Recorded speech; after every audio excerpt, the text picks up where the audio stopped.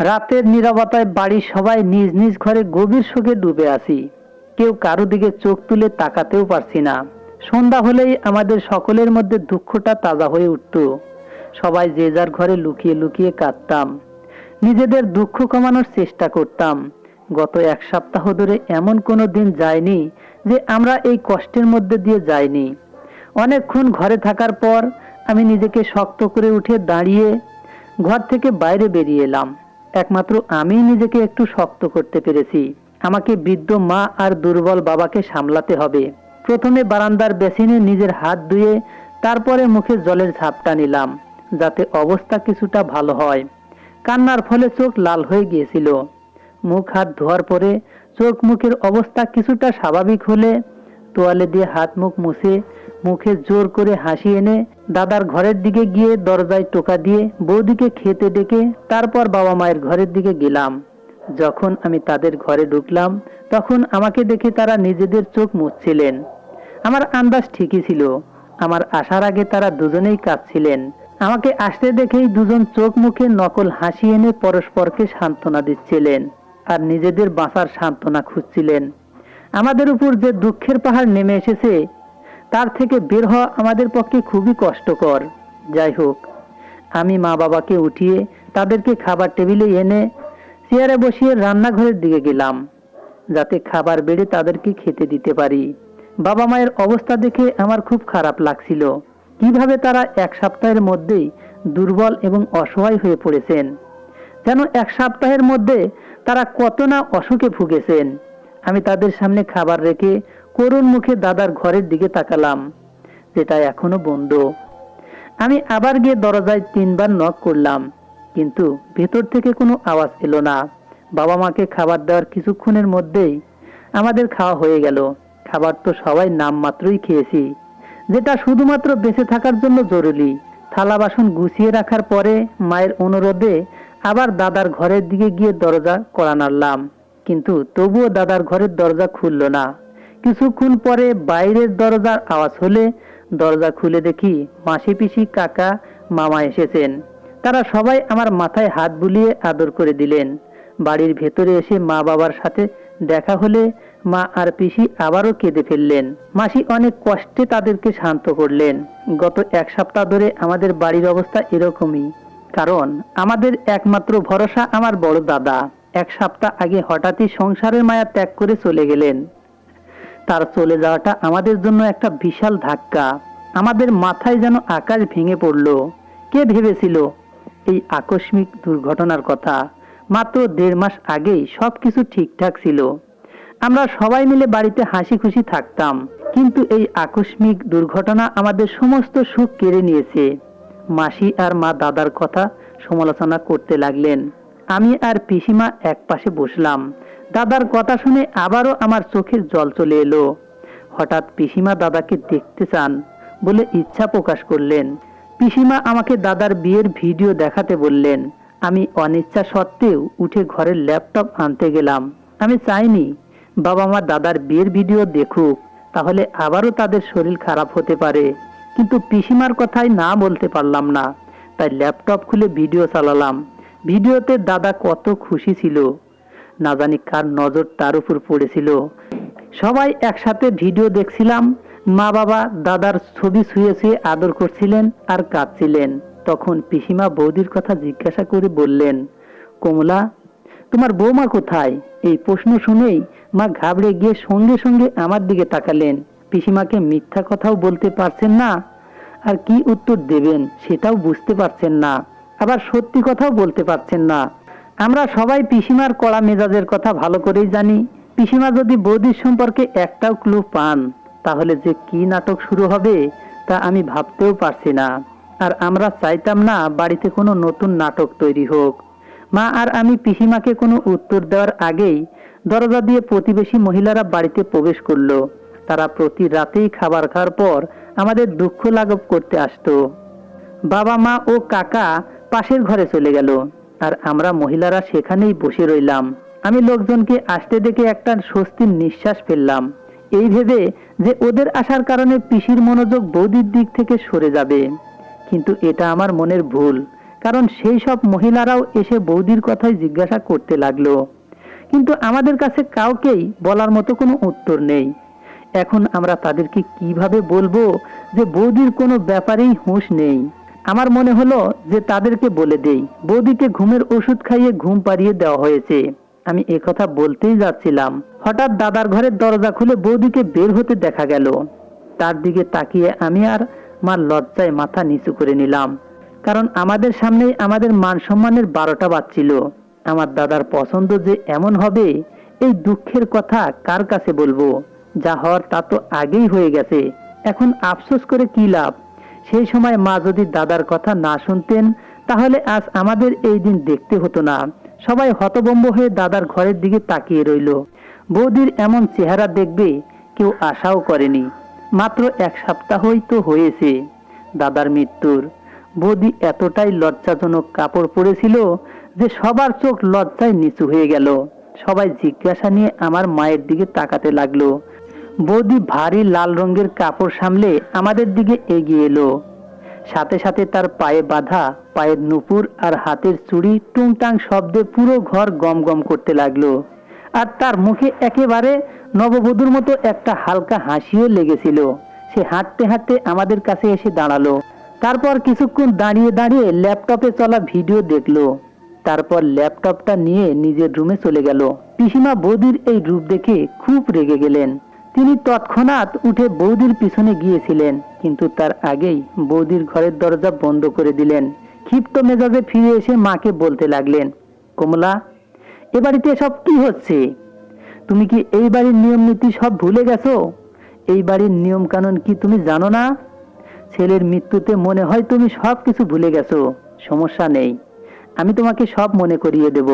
যে মহিলার স্বামী মারা যায় সে বিধবা, তার এমন রঙিন পোশাক পরা বা এমন গহনা পরার অধিকার নেই। কিন্তু তোমার বৌমাকে দেখো, ছেলের চিতার আগুন এখনো ঠান্ডা হয়নি, আর সে এখনই এমন জমকালো উজ্জ্বল কাপড় পরতে শুরু করেছে, এমন ভাবে সেজেছে যেন সদবা। পিসিমার নাটক শুরু হয়ে গিয়েছে। মা চুপচাপ পিসিমার কথা শুনছিলেন, কিছু বলারও ছিল না। পিসিমা যা কিছু বলেছেন তা তো ভুল কিছু না। যাই হোক না কেন, পিসিমা তো সত্যি কথাই বলছেন।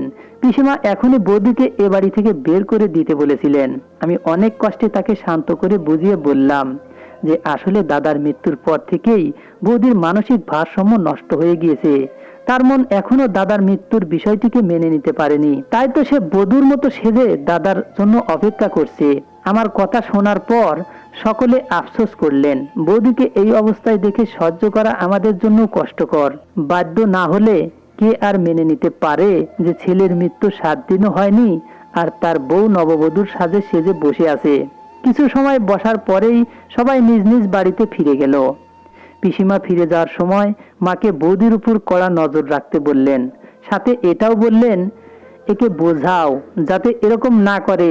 মা পিসিমার কথায় হ্যাঁতে মাথা নাড়ল। পিসিমা চলে যাওয়ার পরে আমরা সবাই নিজে নিজের ঘরে গিয়ে শুয়ে পড়লাম। সময় এভাবেই পার হতে লাগলো, কিন্তু বৌদি একটুও বদলালো না।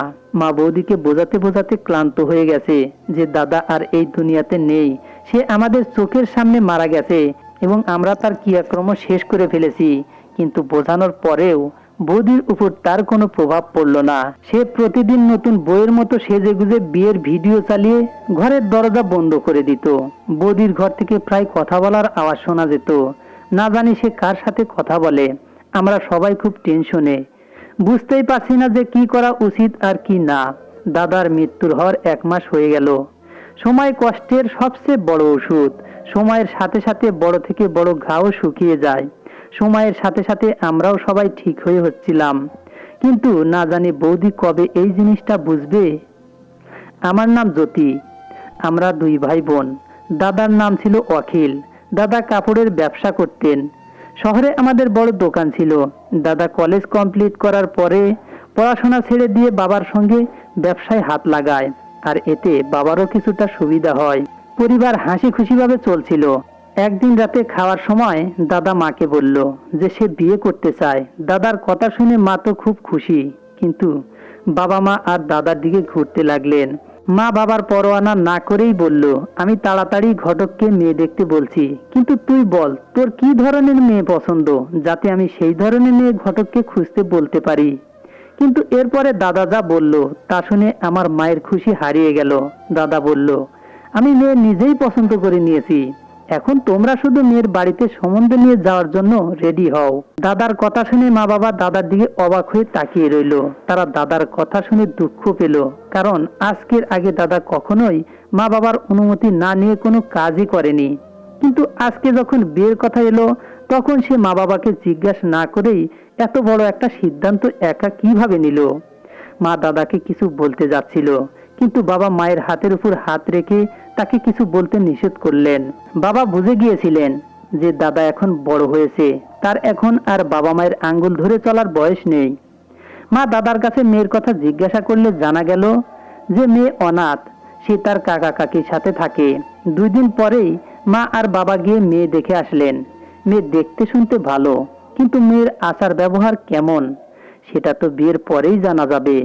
মেয়ের কাকা কাকিমা কিছুটা অদ্ভুত, তারা আমাদের ফ্যামিলির সম্বন্ধে কিছুই জিজ্ঞাসা করলো না। না হলে আজকালকার দিনে ছেলের পরিবার সম্পর্কে কিছু না জেনে শুনেই কে নিজের মেয়ের বিয়ে দেয়। যাই হোক, মা নিজের তরফ থেকে তাদেরকে আমাদের বাড়িতে আসার নিমন্ত্রণ দিয়ে আসলেন, যাতে তারা এসে আমাদের ঘর বাড়ি দেখে যেতে পারে। কিন্তু এই প্রস্তাবও মেয়ের কাকিমা না করে দিলেন। তাদের ইন্টারেস্ট শুধু বিয়ের দিন নিয়ে। তারা 15 দিনের মধ্যেই বিয়ের দিন ঠিক করতে চাইছিল, কিন্তু আমার বাবা মা অনেক বুঝিয়ে শুনিয়ে সেটা 1 মাস করিয়েছেন, কারণ আমাদেরও বিয়ের জোগাড় যন্ত্র করতে কিছু সময় দরকার। যাই হোক, মা বাবা বিয়ের দিন ঠিক করে এলেন। তাছাড়া তারা আর কি বা করতে পারেন, কারণ একমাত্র ছেলের পছন্দের জন্য তাদেরকে এটা মেনে নিতেই হলো। যাই হোক, বিয়ের জোগাড় যন্ত্র শুরু হয়ে গেল।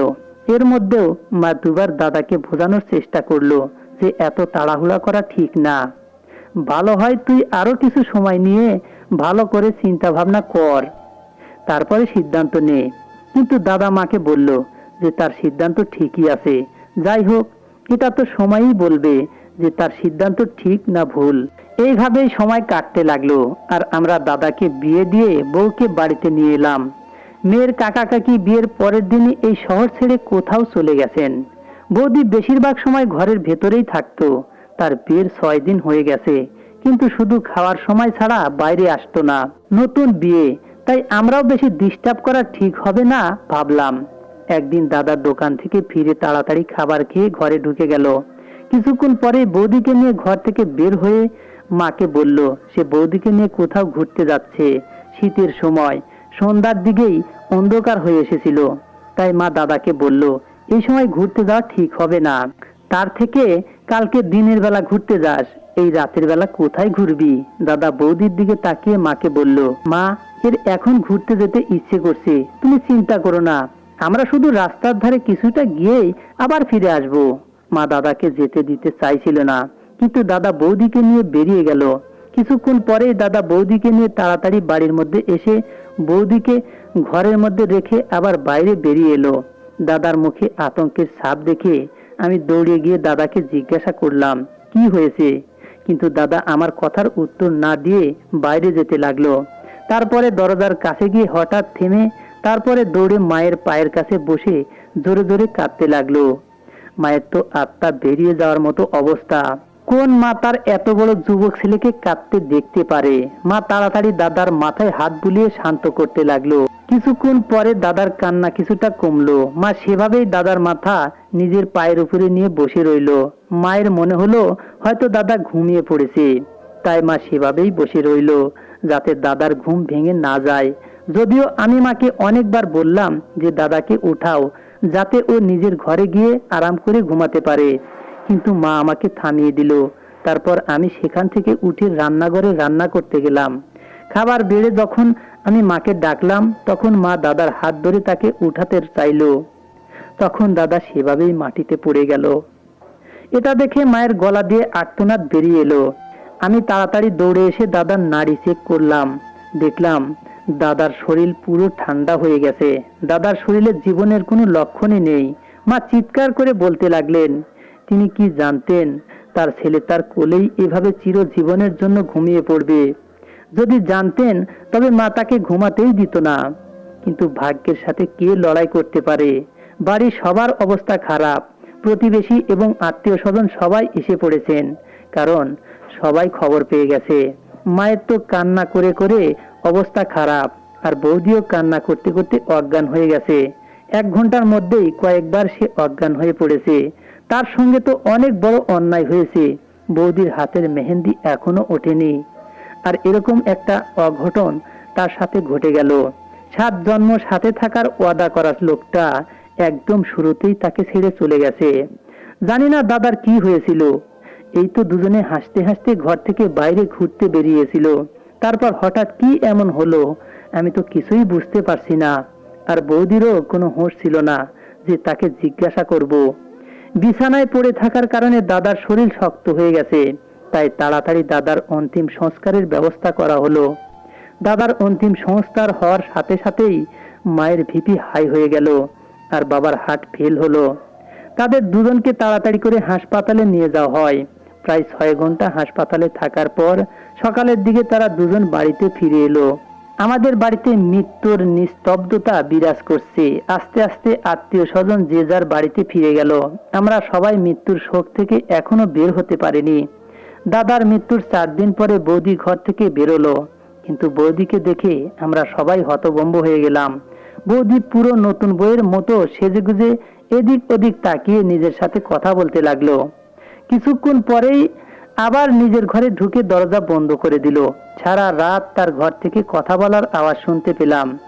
দাদার মৃত্যুতে বৌদি ভীষণ আঘাত পেয়ে নিজের জ্ঞান বুদ্ধি হারিয়ে একেবারে পাগলের মতো হয়ে গিয়েছিল। মা দিনের বেলা বৌদির ঘরের দরজা বাইরে থেকে বন্ধ করে রাখতো, যাতে সে লোকের সামনে যেতে না পারে। কিন্তু সেই রাতে সবাই বৌদির অবস্থা দেখে নিল, আর তারাও বৌদির মানসিক অবস্থা বুঝতে পারলো। দাদার মৃত্যুর 6 মাস হয়ে গেছে, কিন্তু বৌদি এখনো আমাদের বাড়িতেই আছে। যদিও তার এখন আমাদের বাড়িতে থাকার কোনো মানেই হয় না, কিন্তু আমাদের বাড়ি ছাড়া তার আর যাওয়ারও জায়গা নেই, কারণ বৌদির বিয়ের পর দিনই তার কাকা কাকি কোথাও চলে গেছে। বাবা অনেকবার তাদের বাড়ি ঘুরে এসেছেন, কিন্তু তাদের বাড়িতে তালা লাগানো, আর তাদের যে নম্বর আমাদের কাছে ছিল সেটাও বন্ধ। একদিন আমরা বাড়িতে বসেছিলাম, তখনই দরজায় টোকা পড়লো। দরজা খুলে দেখলাম ঘটক আর তার সাথে কিছু লোক, যিনি আমার জন্য সম্বন্ধ নিয়ে এসেছেন। মা তাদের ড্রয়িং রুমে বসালেন আর আমাকে তাদের জন্য কিছু বানাতে বললেন। তাই আমি রান্নাঘরে গেলাম। কিছুক্ষণ পরে বৌদিও নিজের ঘর থেকে বেরিয়ে ড্রয়িং রুমে গেল। সেখানে বসা একজন মহিলার চোখ যখন বৌদির উপর পড়ল, তখন তিনি চমকে উঠে দাঁড়িয়ে পড়লেন। তারপরে মাকে বললেন তারা এই বাড়িতে সম্বন্ধ করতে পারবে না। এরপরেও 3-4 জন সম্বন্ধ নিয়ে এসেছিল, কিন্তু তারা এসে বৌদিকে দেখেই সম্বন্ধের জন্য না করে দিত। সেদিনও আমাদের বাড়িতে আমার জন্য সম্বন্ধ নিয়ে এসেছিল, আর কিছুক্ষণের মধ্যেই তারাও উঠে গেল। সন্ধ্যাবেলায় তারা ঘটক কাকুকে দিয়ে সম্বন্ধের জন্য না বলে পাঠালো।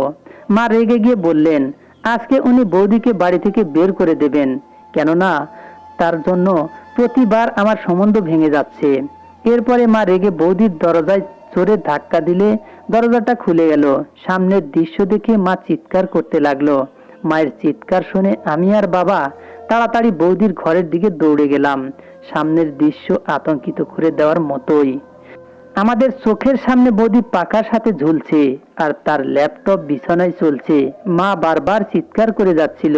বাবা তাড়াতাড়ি গিয়ে বৌদিকে ধরে তার গলার ফাঁস খুলে তাকে বিছানায় বসালো। বৌদি এখন লজ্জায় মাথা নিচু করে অপরাধীর মতো বসে রইল। এখন তাকে কোনো দিক থেকেই পাগল মনে হচ্ছে না। আমি গিয়ে তাড়াতাড়ি জল এনে তাকে খাওয়ালাম। বৌদির অবস্থা কিছুটা ঠিক হলে মা তাকে জিজ্ঞাসা করতে শুরু করলেন, একটা জিনিস তো সত্যি যে বৌদি পাগল হয়নি, সে শুধু পাগলের অভিনয় করছিল। সে এরকম কেন করছিল এটা একমাত্র সেই বলতে পারবে। আর দ্বিতীয়ত, কিছুক্ষণ আগে ল্যাপটপের স্ক্রিনে তার দেখতে যে ডুপ্লিকেট মহিলাকে দেখা যাচ্ছিল সেটা কে? আর সবচেয়ে গুরুত্বপূর্ণ বিষয় হলো দাদার মৃত্যুর কারণ কি? এটা তো একমাত্র বৌদি আমাদের বলতে পারবে। আর সেদিন দাদা কি এমন দেখেছিল যে সে এতটা আতঙ্কিত হয়ে গিয়েছিল যে তার জীবন পর্যন্ত চলে গেল? বৌদি আমাদের কিছু বলতো, তার আগেই একজন মহিলা ঝড়ের মতো ঘরের ভিতরে চলে এলো। তিনি এসেই বৌদির মুখে একটা থাপ্পড় মেরে তারপরে বৌদিকে গলায় জড়িয়ে ধরল। আমরা হতভম্ব হয়ে তাকে দেখছিলাম। এ তো বৌদির সেই ডুপ্লিকেট। আমাদের উপস্থিতি বুঝতে পেরে সেই মহিলা আমাদের দিকে ঘুরল। তার কাপড় পরার ধরন খুবই খারাপ, যেটা বাবার সাথে সাথে আমাকেও লজ্জায় ফেলে দেয়। বাবার লজ্জায় তাড়াতাড়ি ঘর থেকে বেরিয়ে গেলেন, আর বৌদি চিৎকার করে করে সেই মহিলাকে এখান থেকে চলে যেতে বললেন। যখন সেই মহিলা মাকে বলল যে সে বৌদির সাথে কিছুক্ষণ একা কথা বলতে চায় এবং বৌদিকে তার সাথে নিয়ে যেতে চায়, তার কথা শুনেই বৌদি দৌড়ে মায়ের পিছনে লুকিয়ে পড়ল আর হাত জোর করে মাকে বলল, আমাকে একা ছেড়ে যাবেন না, আর এই মহিলার সাথে কোনো মতেই আমাকে পাঠাবেন না, না হলে এ আমাকে মেরে ফেলবে। বৌদি খুব ভয় পেয়ে গেছিল আর ভয়ে সে কাঁপছিল। মা বৌদিকে জড়িয়ে ধরে ভরসা দিল যে এ তোমার কিছুই করতে পারবে না, শুধু তুমি এটা বলো এই মহিলাটিকে আর এর সাথে তোমার সম্পর্ক কি। এরপরে বৌদি আমাদের যা কিছু বলল তা শুনে আমাদের মা মেয়ের গায়ের লোম খাড়া হয়ে গেল। আর সবচেয়ে বড় দুর্ভাগ্য এই যে এই মহিলাটি বৌদির মা। এই মহিলা বৌদিকে অনাথ আশ্রমে ফেলে এসে একটা কোঠা চালাতো। এই মহিলা কখনো পিছন ফিরে নিজের মেয়ের খোঁজ খবর নেয়নি। এরপরে দাদা আর বৌদির দেখা কাপড়ের দোকানে হয়েছিল, যেখানে তারা দুজন একে অপরকে পছন্দ করে আর তারপরে বিয়ে করে নেয়। দাদা জানতো যে অনাথ আশ্রমে থাকা মেয়ের সাথে মা কখনোই তার বিয়ে দেবে না, তাই তারা দুজনে একটা ফ্যামিলিকে কিছু টাকা দিয়ে বৌদির কাকা কাকি হতে রাজি করে। তাই তো তারা বিয়ের পরের দিনই গায়েব হয়ে গিয়েছিল। দাদার বিয়েতে যাদেরকে গান বাজনা করার জন্য ভাড়া করা হয়েছিল তাদের মধ্যে বৌদির মাও ছিল। সেই সময় তিনি জানতেন না যে এটা তার মেয়ের বিয়ের ফাংশন, কিন্তু বৌদিকে দেখেই সে বুঝতে পেরে যায় যে এটা তার মেয়ে। নিজের মেয়েকে যুবতী আর সুন্দরী দেখে তিনি খুব খুশি হয়েছিলেন। তার ইচ্ছা ছিল নিজের মেয়েকেও কোঠায় নিয়ে যাওয়ার, কিন্তু দুঃখের বিষয় বৌদির বিয়ে তার এই প্ল্যান নষ্ট করে দেয়। কিন্তু তিনি অপেক্ষায় ছিলেন যে কখন তিনি সুযোগ পাবেন আর বৌদিকে উঠিয়ে কোঠাতে নিয়ে যাবেন।